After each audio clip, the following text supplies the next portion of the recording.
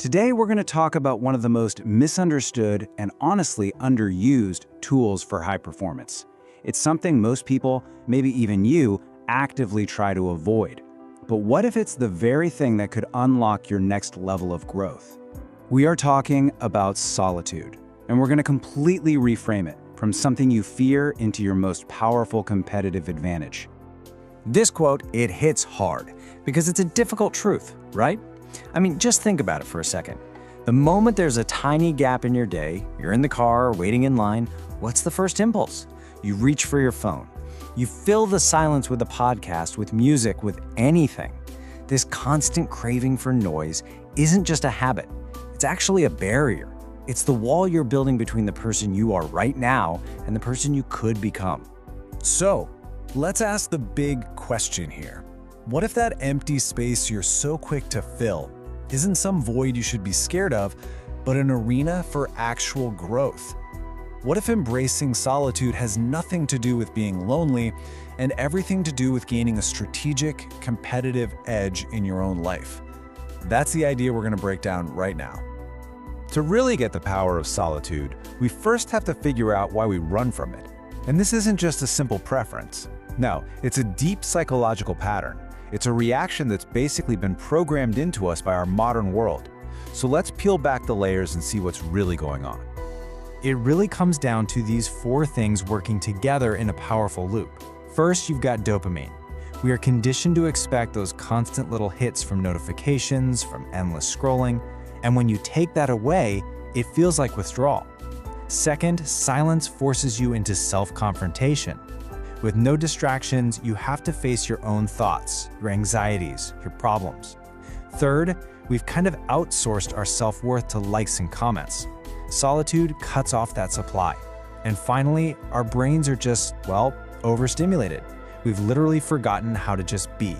And this line just hits the nail on the head. So many of us beat ourselves up thinking we lack discipline or focus. We think it's some kind of personal failing. But what if the problem isn't your character? What if it's your environment?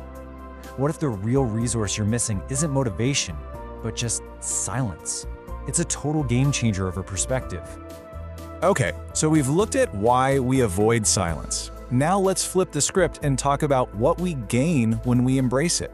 What actually happens when you push through that initial discomfort and you intentionally step into solitude? This is where the real competitive advantage starts to show up. First, let's be crystal clear on the difference here. Loneliness is a negative state. It's passive, it feels like it's happening to you, and it's draining. Solitude is the exact opposite. It's an active, intentional choice. It's restorative. See, it's not about escaping other people. It's about connecting with yourself. Loneliness is a prison. Solitude is a workshop. So what happens in that workshop? When you're in solitude, a part of your brain called the default mode network finally gets to turn on. Think of it like your brain's creative director or its background processing unit. When you stop jamming new information in, it finally gets to work connecting old ideas, processing tough emotions, and solving problems you weren't even focused on. This leads to incredible clarity. You actually process emotions instead of just reacting. You get to recalibrate who you are based on your own values, not all the external noise. And the result? Your decision-making gets way sharper and much more aligned with what you truly want. Knowing all the benefits is one thing, but actually putting it into practice is a whole other ballgame. Theory without action is useless, so let's build a really practical system you can start using today to really harness this power. Now, this system is simple. That doesn't mean it's easy, but it is simple. Step 1, remove the noise. Create a specific times in your day, maybe the first hour or a couple hours on the weekend, where your phone is off and in another room. No external input. Step 2, structured reflection. This is non-negotiable. You have to schedule 20 minutes in your calendar just to sit and think with a pen and paper. Ask yourself the hard questions. And step 3, skill compounding. This is where solitude becomes a multiplier. You use that focused quiet time for deliberate practice on one high-value skill.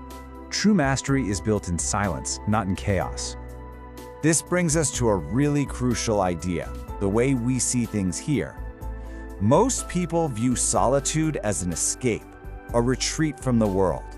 We have a totally different take. We see it as the very system you use to build a better version of yourself to then bring back to the world. This is the core idea right here. Solitude isn't about running away from your life, it's the process of architecting it. It's the design phase. It's where you draw the blueprints. It's where you lay the foundation for resilience, clarify your strategy, and compound your skills. Every single minute you spend in intentional solitude is an investment that pays you back with compounding interest in every other area of your life. This is not passive rest, it's active construction. So as we wrap this up, I want to turn this all back to you. We've talked about the why, the what, and the how. But in the end, it all really boils down to one simple